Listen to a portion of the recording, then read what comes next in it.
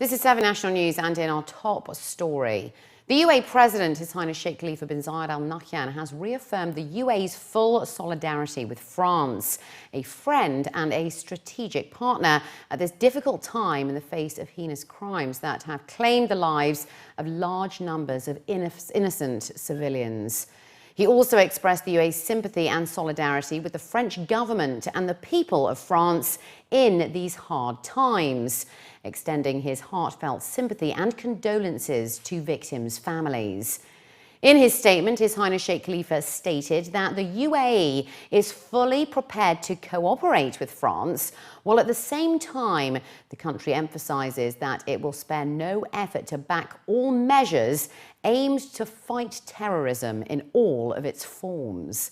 He also called on the international community to intensify common efforts to fight extremism, which he noted represents a common threat to all countries without distinction. He added that today we stress that our religious and human values denounce extremism and terrorism and crimes committed against civilians and innocent people, and that terrorism has no religion or homeland.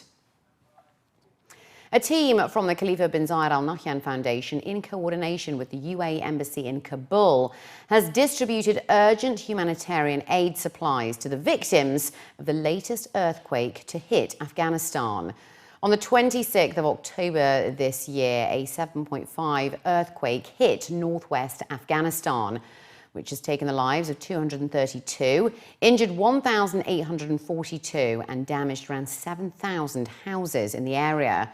The humanitarian response is in implementation of the directives of the UAE President, His Highness Sheikh Khalifa bin Zayed Al Nahyan, and His Highness Sheikh Mohammed bin Zayed Al Nahyan, the Crown Prince of Abu Dhabi and Deputy Supreme Commander of the UAE Armed Forces, and on the follow-up of His Highness Sheikh Mansour bin Zayed Al Nahyan, who's the Deputy Prime Minister and Minister of Presidential Affairs. An official spokesperson at the Khalifa Foundation said that over a 4-day period, relief assistance was distributed to over 4,000 affected families in the northern Takhar province of the country. From today, the General Director for Residency and Foreigners Affairs is only accepting original documents for residence visa applications and is no longer accepting photocopies. According to reports, the new procedures were introduced at the GDRFA's Dubai centres and headquarters in mid-October, and the new rules have been extended to all typing centres. The authority has also asked residents to bring Emirates identity cards for sponsors and applicants, as well as bank account details, including the IBAN number, when submitting an application. The Road and Transport Authority has announced the launch of a 216 million dirham road project in Dubai to construct internal roads in the Emirates' Nad Al Sheba and Al Kawanij 2 communities. The project is a part of its 5-year plan for 2012-2016 to construct internal roads in a number of residential districts in Dubai, costing around 1 billion dirhams. The Director General and Chairman of the Board of Executive Directors of the RTA, His Excellency Mata Al Taya, was quoted as saying that the project at Nad Al Sheba 4 and Al Kawanij 2 is aimed at upgrading the infrastructure of roads, lighting and rainwater drainage systems in residential areas, while also meeting the essential needs of urban communities living in the Emirate. It was also mentioned that the RTA has completed the construction of internal roads in 13 residential areas, costing around 552 million dirhams, and work is also underway on road projects in 5 residential districts, costing around 319 million dirhams. RTA officials were quoted as saying that next year, the transport body will undertake road projects in 5 residential areas, namely Al Awir 1 and Jebel Ali Industrial, in addition to the industrial areas of 3, 4 and 5 in Al Gassais. The upcoming road projects in Al Kawanij 2 will also involve the construction of roadside parking slots on both sides of the road, in addition to street lighting and rainwater drainage systems. All works are expected to be completed at the beginning of 2017. Adaptive traffic signal control systems using real-time data from traffic sensors are expected to be set up at 126 intersections across Abu Dhabi Island by the end of the year. That's according to officials at the Department of Transport. Initially, a Trans-Emirate project was expected to be completed by the first quarter of this year. Meanwhile, over in Ras Al Khaimah, 10 speeding radars have been installed on the Emirates roads, according to the Chief of Police, including the Sheikh Mohammed bin Zayed Street, Major General Badir Street, Kett Street, Fila Street, Mohammed bin Salem Street, Rams Road and Kwa Street. 24 cameras have also been installed at a number of intersections in the Emirate. The Minister of Health, Abdul Rahman Mohammed Al Awais, has approved a resolution to charge insurance companies or underwriters for healthcare services provided to their beneficiaries at the ministry's emergency sections. The resolution states that healthcare services shall be provided at the ministry's emergency units to the beneficiaries who hold insurance policies, with their insurance companies paying for the cost of services.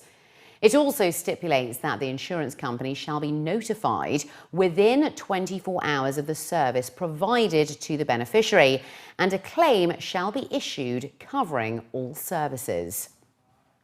And finally, looking to other news now, hundreds of youngsters from across the UAE competed in the 4th edition of the annual talent competition Kidz Starz over in Dubai Festival City. A total of 18 finalists competed during the 3rd and final phase of the event, following 2 weekends of auditions and semi-finals, during which a total of 30 children aged 6 to 15 performed their acts for a place in the grand finale. The contest includes 3 main categories: singing, dancing and the Z Factor section, which is open to any other skill or talent.